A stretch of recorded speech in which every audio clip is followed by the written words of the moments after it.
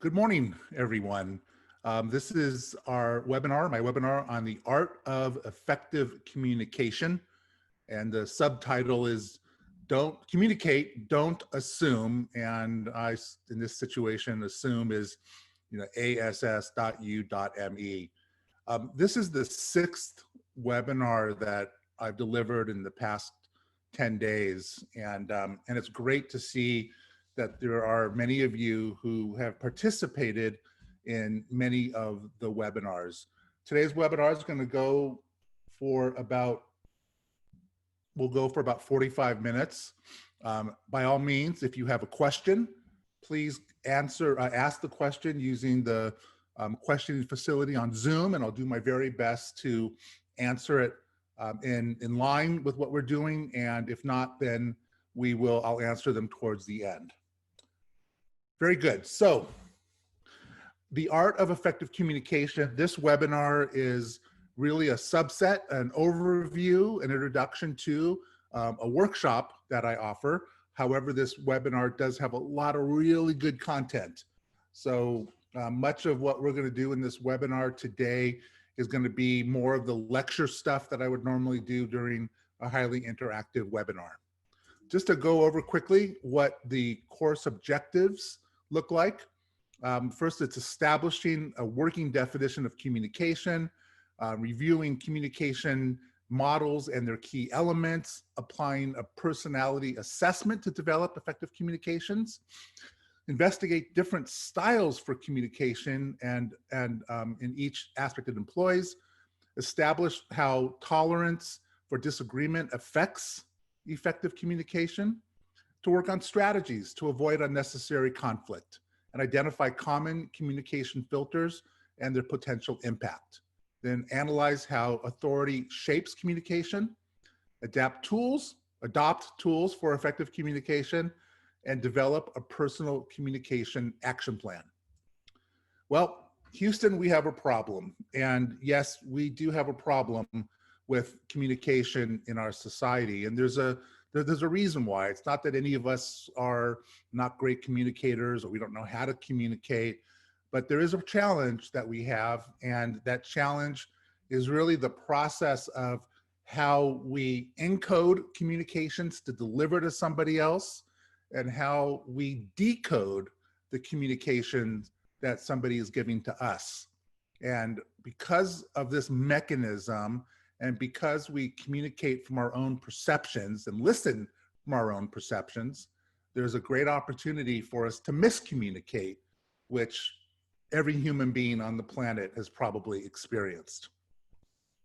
So to start, we have to acknowledge that that our egos, our brain, our who we are, we fight to be right about things. Even though many of us have learned to resist that fight to be right all the time, it is on autopilot, and it takes development, learning, practice, and a commitment to be a great communicator. Probably the most difficult challenge that I've found in my executive coaching practice and in my workshops is that people, rather than listening to what's being said, really listening while the other person is talking, we're already formulating how we're going to respond. And we're applying all the perceptions that we have, we're applying our history, we're applying just a bunch of different things to communication. And that's why it's ripe for miscommunication. And that's where, I said that we assume that somebody is receiving our communication. We assume that we're hearing the communication properly, but when we assume things, of course, we make an ass out of you and me. So we want to avoid and move past the process of assumption in communication.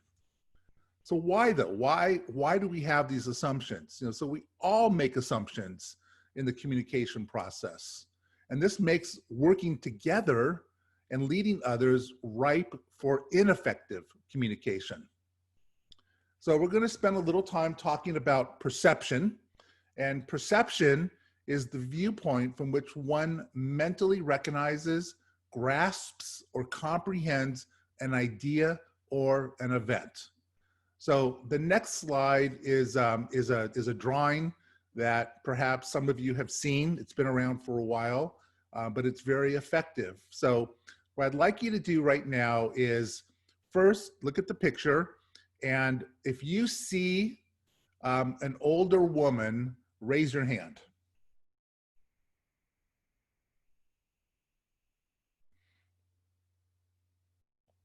Okay, great. I'm going to lower this now. Now, if you see a young woman, raise your hand. Awesome. I'm going to lower all hands. If you can see both, raise your hand. Cool. Okay. So I see that some of you have gone through a similar workshop before, but yes, in this picture, there are actually two different faces.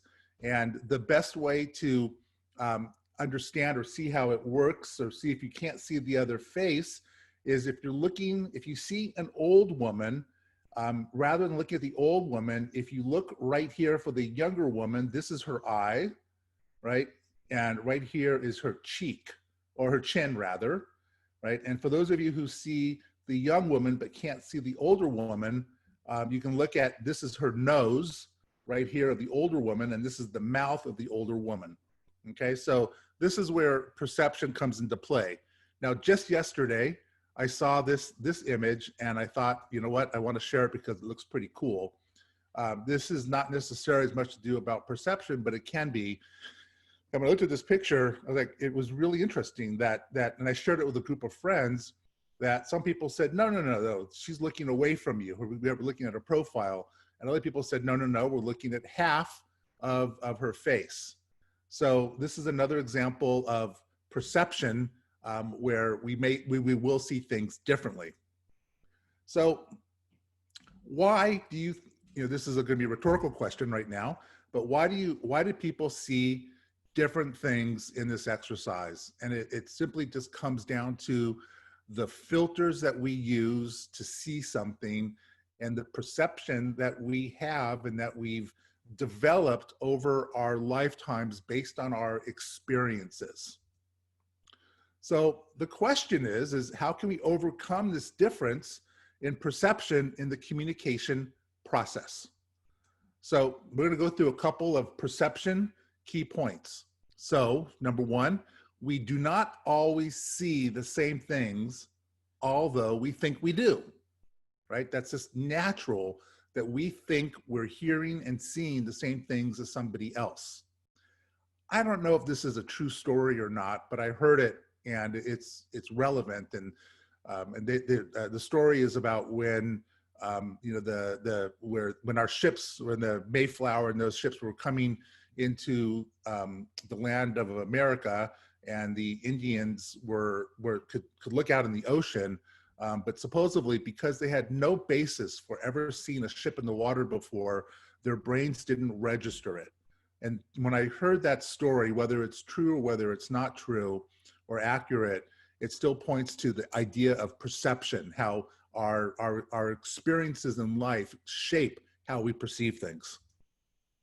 So two people can view the same event, hear the same communication, and draw very different conclusions. So in many ways, we are set up to have different perceptions and listening to things differently than each other. And it's important to understand that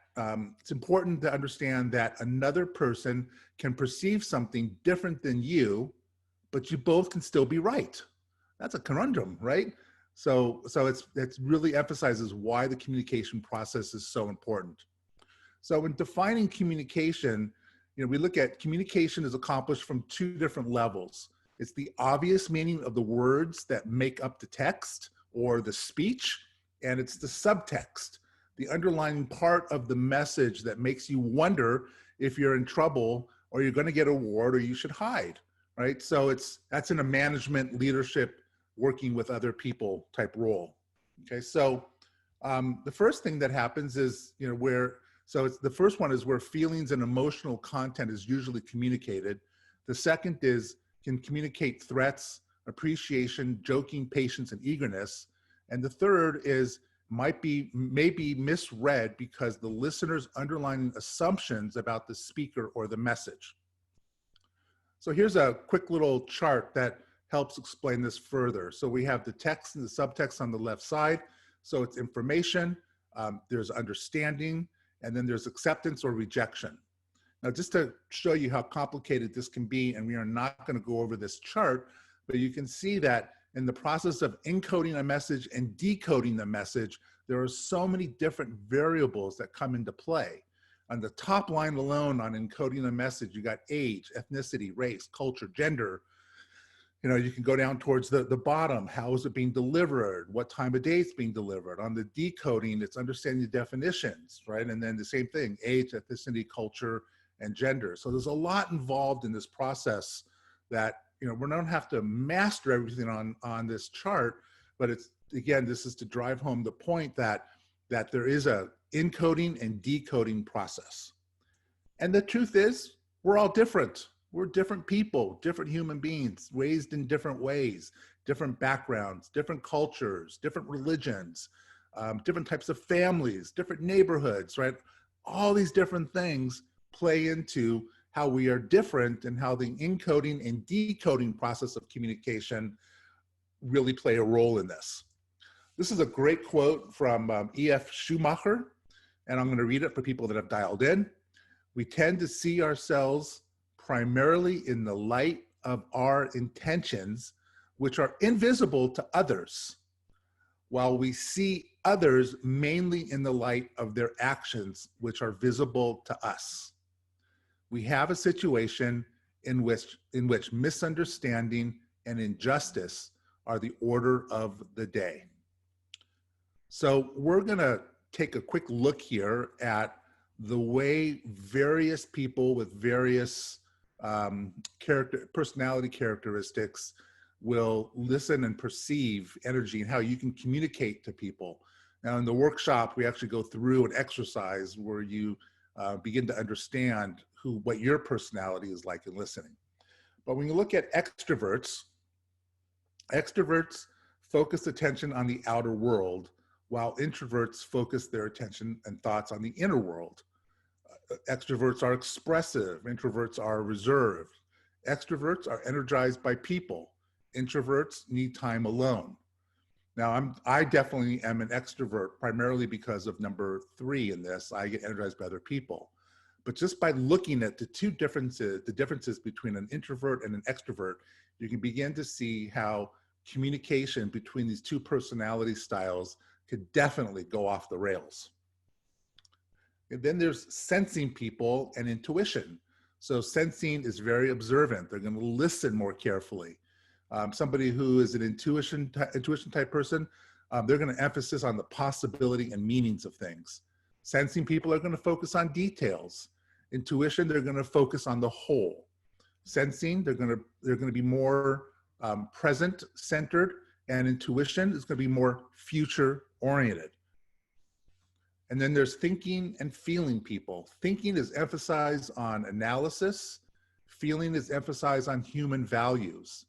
They use logic and rationale, and they're tough-minded, while feeling people are subjective and soft-hearted. Judging and perceiving. Judging, emphasis on order. They want to make decisions, plan, and schedule. Perceiving, the emphasis is on gathering information, probing, remaining flexible.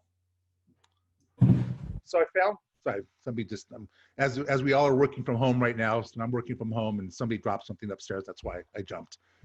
So now this breakdown, how does this break down in our population? So extroverts represent about 65% of our population, where introverts represent about 34%.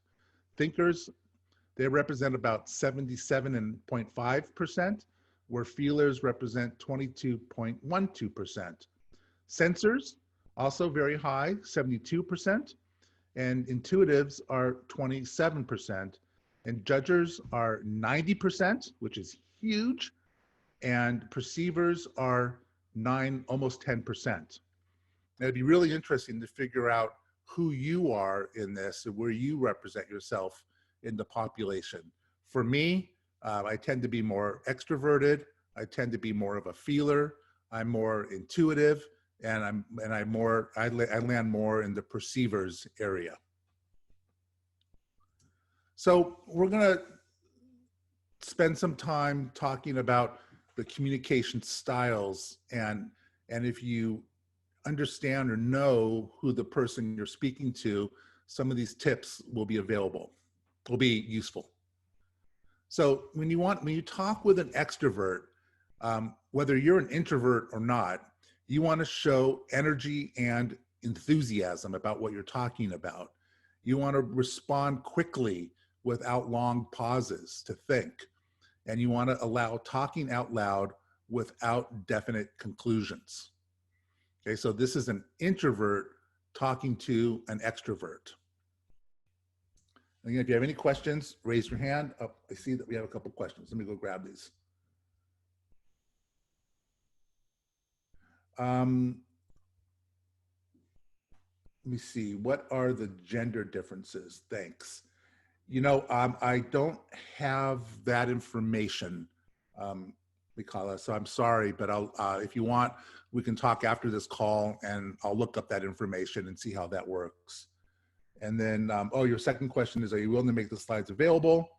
I find reading better than listening. I'll be happy to make the slides available, and this is also being recorded, and you'll all have access to the recording afterwards. I'm just going to complete these questions. Okay, great. So when an extrovert is talking with an introvert, you want to apply, or you want to embrace these three characteristics. You want to encourage responses with questions. So when an introvert asks you a question or you're talking, rather than giving a straight answer, you may want to further clarify and ask questions. Have more individual one-to-one activities with an introvert. And do not assume an introvert is uninterested. This is so important, is uninterested. They may just be taking time to process the information. And I've experienced this before because I'm definitely more of an extrovert again. And as I coach, one of the most challenging things for me is when I ask a question, and especially working with an introvert, and they're taking time to process my question. And I need to learn very early on to zip it and let them think, even though as an extrovert, I want to fill in the silence, right? But it's not going to be a successful communication. The more I fill in the silence or don't allow an extrovert to process and think, the quality of the communication is going to diminish. Alrighty. If you talking with a sensor, right, you want to show evidence, right? You want to demonstrate facts and details and examples. You want to be practical and realistic, document successful applications of what you're talking about. Have a well thought out plan with the details worked out in advance. Okay, so that's, again, what a sensor, how to communicate with a sensor, whether or not you're an introvert or an extrovert. When talking with people that are intuitive, you want to present large schemes, a concept, give the main idea first, right? Only give details when asked to do so, and indicate the challenges, the possibilities, and the differences your ideas will bring.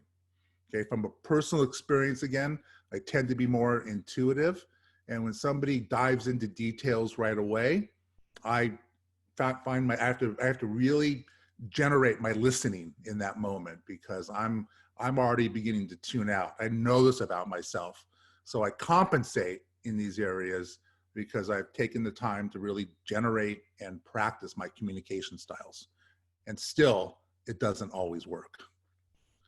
When you're talking with a thinker, you want to be brief and concise. You don't want to go into those details. You don't want to present a lot of facts and figures right away. You want to be logical. You don't want to ramble, right? Thinkers will go crazy if you're taking a simple point that can be communicated very simply and concisely, and you continue to ramble on about it. You want to list the pros and the cons of each alternative for the thinker, right? And again, you want to allow them the space and the ability to think and process what they're hearing. Hey, if you're talking with feelers, get to know the person before getting down to business. So establish a little bit of rapport. Now, I went through IBM sales school, and I went through other sales training programs, and I've taught sales training programs. And I remember at IBM, they taught us to look at the pictures around the office that we were in and talk about their children and talk about these different things. You know, be cautious doing that, because even though I'm a feeler, I don't necessarily like somebody who I don't really know yet probing into my personal information, right? I don't have that trust yet. We haven't established that rapport. So be more general. Definitely you can ask somebody about how they got into the business position they're in, or what do they love about their work, or some things like, what do you like to do for fun? Those are easier, okay? You know, oh, you have kids, I have kids too, but don't have to necessarily go very deep in these areas. When you're talking to a feeler, you definitely want to be personable and friendly. You want to make eye contact with them. You want to smile, lean into the conversation a little bit, demonstrate empathy with feelers by presenting areas of agreement first, right? And then looking at the areas that there might be some disagreement in. Now, if you're talking with judgers, present a timetable and stick with it, right? They're going to watch that timetable. They're going to want to see that you're meeting things on time, you're doing what you say you're going to do. And if you don't, you're going to begin to break down trust. Don't surprise judgers. Give warning of coming changes when possible. You know, so prep, you know something's coming up, you're not even sure yet, but you think something might go awry or whatever it might be. You know, you can drop a hint to judgers that you're working on it, but there might be some problems coming up. And allow them time to prepare.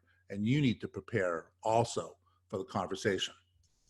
When talking with perceivers, allow for things to flow and not follow your time and action calendar.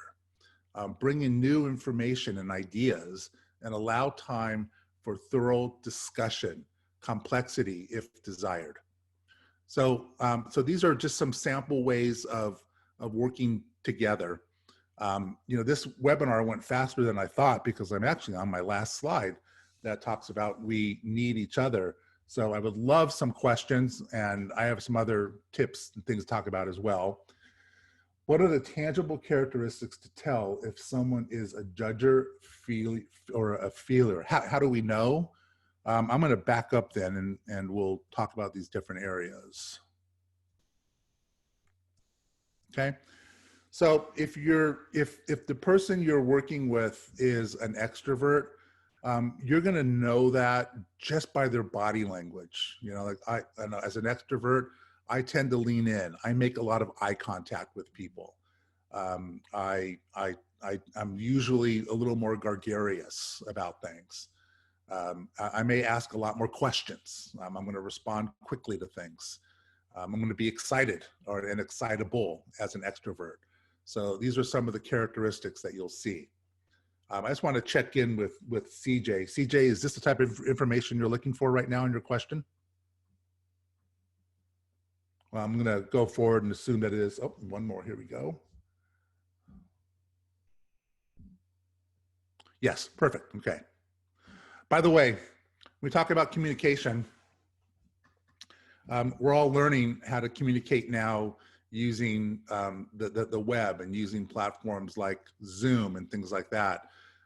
When I typically deliver webinars, or not webinars, when I deliver workshops and even presentations, I'm very interactive with people. I'm always asking questions. I'm always soliciting information from them. And that's the way that I judge and monitor if I'm on target or not, or if I'm connecting with my audience. You know, so now this is another form of communication that has added a lot of complexity to the communication process during this time of COVID-19. So it's, you know, be more sensitive even. Introverts. Well, introverts, you're gonna notice an introvert because they probably will not lean into the conversation. They may not be making eye contact as much as an extrovert. You may find an introvert talking more softly. They're going to take longer pauses when you're talking to them. They're far more thoughtful. When you're talking with a sensor, I'm not sure the characteristics of a sensor, other than they're going to probably probe and ask questions, and their questions might be more along the lines of how do you feel about something, or how other people feel. The word feelings comes in a lot. You can see the graphic. It's, they want to know the details, but they don't want to go, but they're gonna want to. I'm having trouble with this one, guys, so I apologize. But that's characteristics of a sensor. When you look at intuitives, as an intuitive, I tend to listen, and then I tend to feedback what I'm hearing with people. I want to make sure that what I'm perceiving is right. And the questions I might ask may not be directly connected to the point, because I want to look beyond the obvious point. I want to dig a little deeper. I want to start thinking outside the box. Talking with thinkers, I think that you'll find the thinker being more quiet, right, and processing information. They may actually ask you to slow down. They may ask you to pause for a minute, and so they can think about what's going on. See, Paul, oh, let's see. Somebody just said, I'm kind of a mix of introvert and extrovert characteristics myself, and it's all depending on counterpart or situation when each character pops up. Do you see this often, and how do you manage yourself? Well, ironically, I also can move in and out of these different ways of being. And there are times that I find myself being an introvert. And if I notice that I'm being more of an introvert, or if I'm feeling introverted in a certain situation, I check in with myself. Typically, if I'm being very quiet and not being an extrovert, is because I'm sensing something is not right. Right? I'm sensing that I may not belong, or that somebody is over talking, or overpowering the conversation. So that's a defense mechanism, and then in that moment, I literally will make a choice to be more extroverted and not hide out as much. Sometimes it could take a long time for me to do that. So it's if you're somebody who does move in and out of different characteristics of listening and speaking and communication, it is important to start to recognize when you're feeling more extroverted and when you're feeling more introverted. By the way, one is not better than the other. It's just the way we are. And the important thing for us to understand and know about is, how do we communicate with people that are different than us?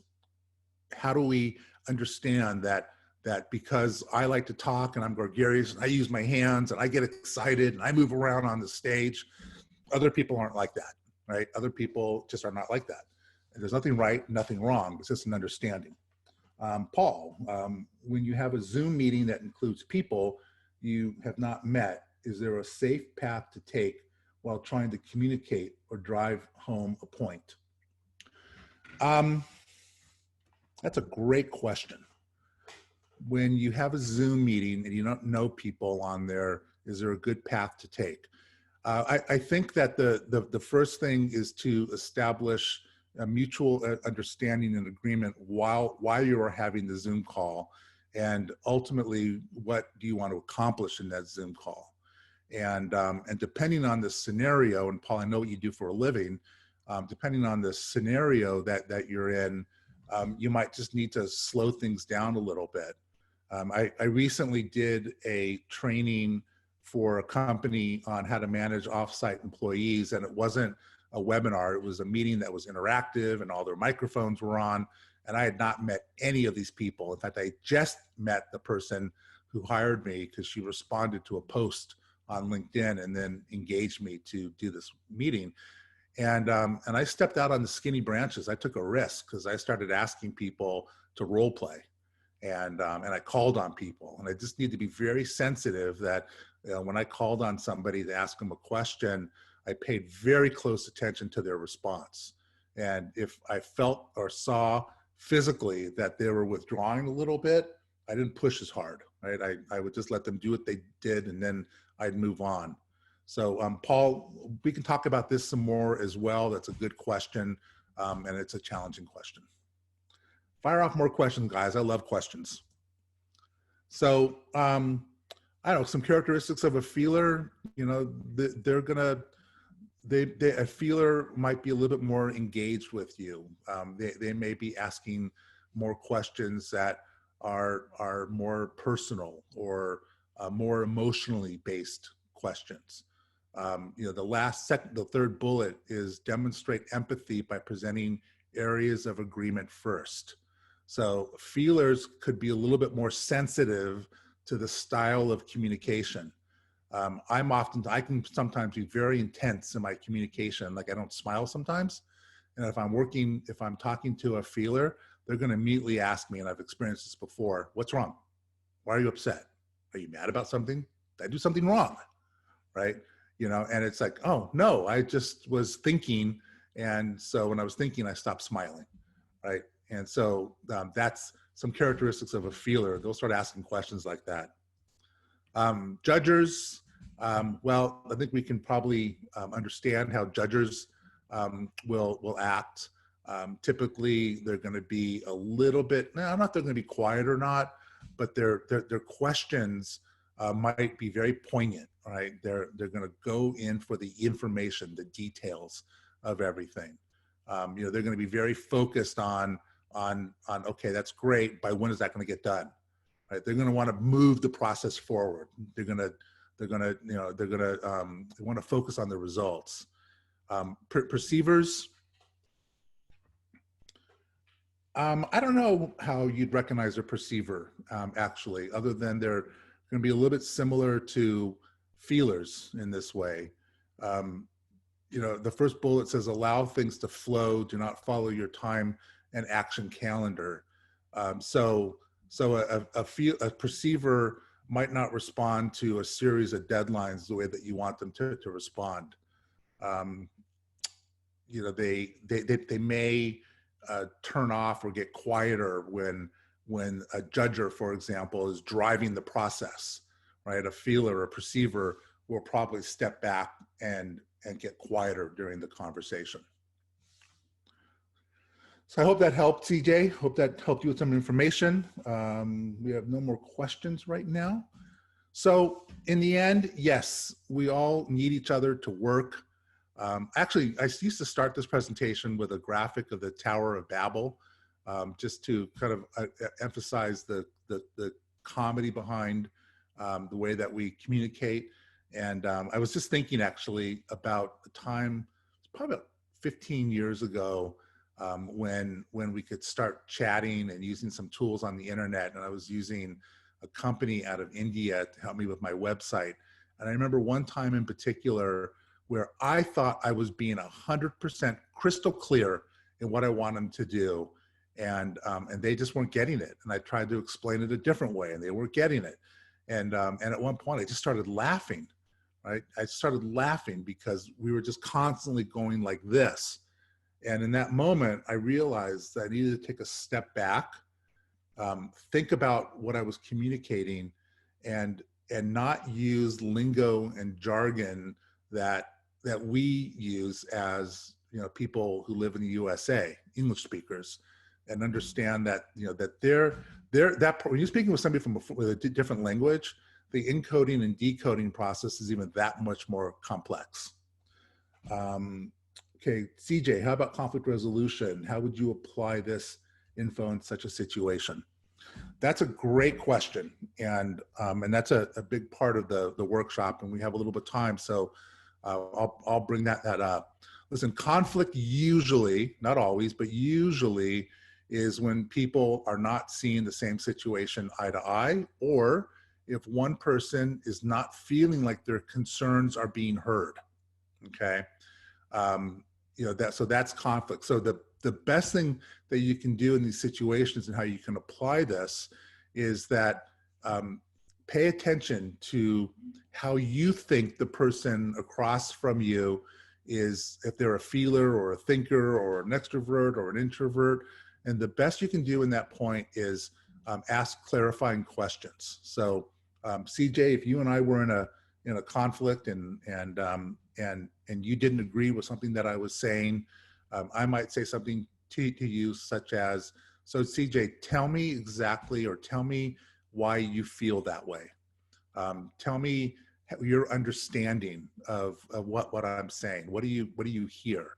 Okay, now I need to be quiet at that point and let the other person talk, right? And CJ might say something that I might perceive is an accusation. Okay, again, CJ, I'm using CJ as an example. Sorry, buddy.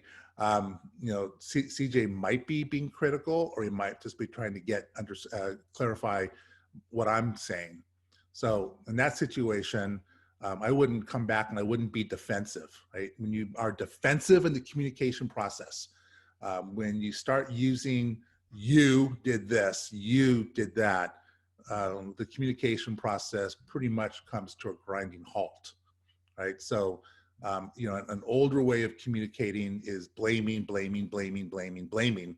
And the new model of communication that we want to speak is understand, understand, understand, right? And the more you can understand the other person, the more on level you're going to be in the communication process. So even when I'm feeling, and this goes back to another webinar I did on Tuesday, emotional intelligence, but when I'm feeling attacked by somebody, I will take a pause, and I will, in a split second, I will try to get rid of that feeling of being attacked. And instead I'd ask the person, you seem upset about this. If you are, I want to know why. Share with me, what's bugging you about this? Okay. Or you can say, gee, my understanding is that, when I said A, B, and C, you may have heard this. Is this correct? Did I get that right? So it's that checking in process. Most people never feel heard. And that's when we're communicating effectively with people, we're allowing people to be heard. You don't have to agree with their point, but you want to gain that mutual understanding and let them talk and ask them questions so you can understand where they're coming from. Looking for any more questions here. Scroll down a little bit. Okay. CJ, hope that answered your question. There's a couple things that I want to talk about before we end this webinar. Number one, I have scheduled a 90-minute workshop, online workshop on the art of effective communication. It's going to be very different than this experience. I'm sure many of you have been on Zoom meetings before. So what that means, first of all, it's going to be limited to 20 people, and we'll all be on together. We'll open microphones, and we'll be able to do breakout rooms and work on situations. If you're interested in more information about this, please send me an email. My email address is down below, and you're also going to get an email from me with a copy of the video of this presentation as well later today or on Monday. As a big, huge thank you for coming to this presentation today, I'm offering you a complimentary coaching session with me. This is not a sales pitch. It's going to be coaching. You'll bring a question, a situation. It doesn't have to even be about this particular webinar, but I want to invite you to take that link, schedule a call. I'll send you a document before our coaching call that will help you solidify what you want to talk about. It'll also help me understand what we're going to be talking about, and we'll engage in a coaching conversation. There's no obligation. There's no sales pitch. If you're interested in doing more work with me after that, then we can talk about that. So are there any last minute questions?